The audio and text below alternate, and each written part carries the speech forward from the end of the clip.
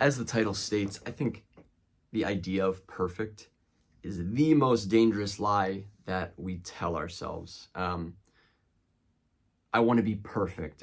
I want the perfect artistic portfolio. I want the perfect life. I want everything to be perfect. And it's a lie in so many different ways. And I'm not even sure which one to start with, but I'll give it a go. A lot of times I think we say we want perfect without defining what perfect looks like or what it means. We say, I want the perfect life. But what we really mean when we say that, or I want the perfect career, what we really mean when we say that, I think, is we're referring to someone else's path. We're saying, I want that path because it looks perfect. And that's such, like I said, a dangerous lie, because what we do is, without the context of everything that person went through to enjoy what may look to us perfection, and to them just probably feels like life, we say that we want to model our life off of that. And it's going to only, I think, lead to pain, because we've set this expectation that if we follow what they do, we get this, but it's impossible. We don't see, even if we see every aspect of someone's life, we don't hear all their thoughts. So yeah, it's dangerous in that way, because it can cause us to live our life in alignment with someone else's success. It's okay to be inspired by it, but you have to bring yourself to it, because you have the context to where you need to go, because you think it and you go. And I think that's a result of a ton of, influences through our life, media and our parents and all of our upbringing, all of the influences and things that affected us through our upbringing, through our early adolescence, like that comes into play here. And then we have this idea of perfect. But life can't be perfect. It can't be the definition of perfect that we've had all this time.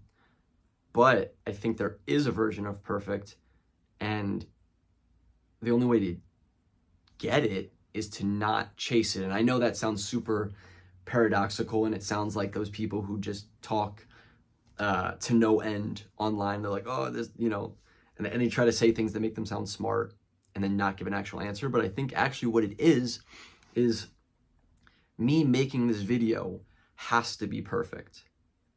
It has to be. And everything that led me up to making this video has to be perfect. It's one of those things where it's like, even if nothing has meaning, everything that we do has, if nothing we do has meaning, everything that we do is meaningful. Wait, yeah. It's basically, it is a paradox. It's like, okay, well, if you're going to sit there and say that nothing we do has meaning, then all that matters is what we do.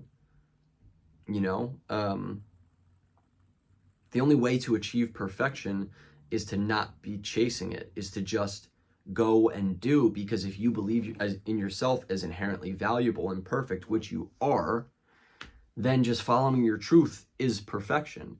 And even better, not following your truth is perfection, because then you have the truthful emotion of like, I'm not following my truth, and then it gets you back on the path to perfection. But not the perfection that we subscribe to as a society, where it's like an actor who seems to have the perfect portfolio. Trust me, as an actor myself, I've thought about that to no end. I've been like, why am I sitting myself in front of this camera and talking? Like, I'm losing all of my mystique as an actor. Or like, why am I posting comedy if I want to do drama? Or why am I doing? And I just have to settle myself down and say, like, the answer is because you feel called and because you're perfect. And everything that you do, therefore, is perfect.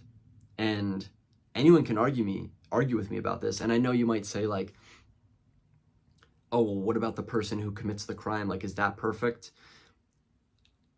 And I don't know what my answer is to that. I don't know that I can sit here and say that it's not perfect, because imagine the person who committed the crime and then goes to jail. And I'm not saying go commit crime, like, but commits the crime and goes to jail, and then only gets to a realization and even fulfillment in life because of what they did. I just find it I just find it much more hopeful and motivating to do the latter and not say like, oh, nothing's meaningful because this happened. It's like, if we do that, we go into a really weird, like scary state, where it's like there's no hope for anything. And, you know, we could talk about afterlife or what happens after this, but I think everybody knows and feels inherently that like joy and happiness and fulfillment is the best thing. And with hope and with excitement and with motivation and with like finding meaning in your action, you can accomplish that. And wouldn't you rather do that than sit and be nihilistic and say like, this, you know, life, there's nothing to life, like it's this. It's like, I don't know, personally, I enjoy being excited and following my intuition and going there. Yeah. I made a note on this too on my laptop. I don't usually put notes on these. This is like my third freeform video. So, but I said limiting yourself is more egotistical than just expressing. And what I mean by that, I talked about how like I in the past definitely have gotten into a mode of perfectionism with the art I put out, which as I've shed that feels so silly because I know that like making this video is going to make me it's just going to result in growth. It doesn't matter the action you're taking if you're expressing yourself and then reflecting on it or giving it out to people to share with.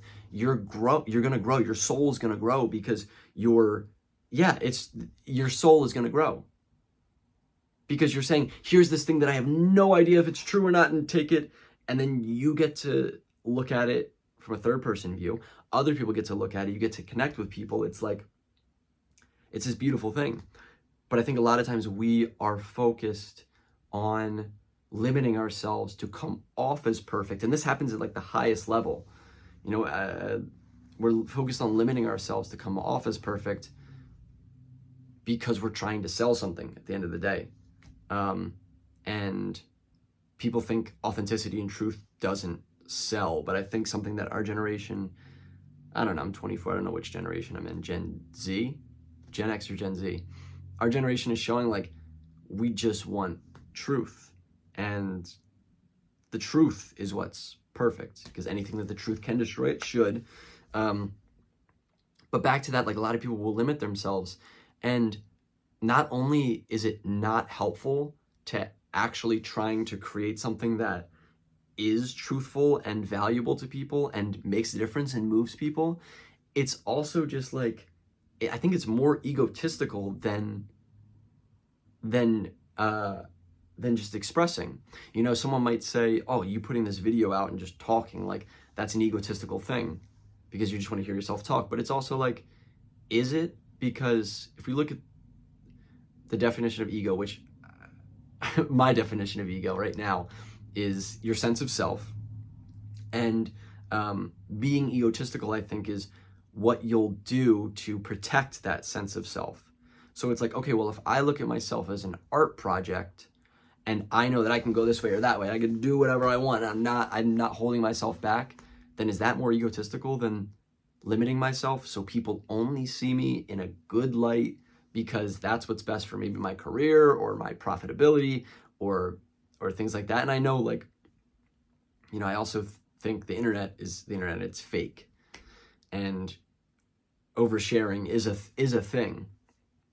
But I think, man, if you feel called to express yourself in any way, that's perfect, and go do it, because maybe you'll learn a lesson and you'll say, this wasn't a pleasant experience. I got a ton of backlash. Maybe I expected people to be positive, but now I know, and now I've grown. And I think, like, you know, when we cancel someone, I think there's always, right, sometimes there's a reason to cancel, or to just say, like, I'm not affiliated with this person, which is everyone's right.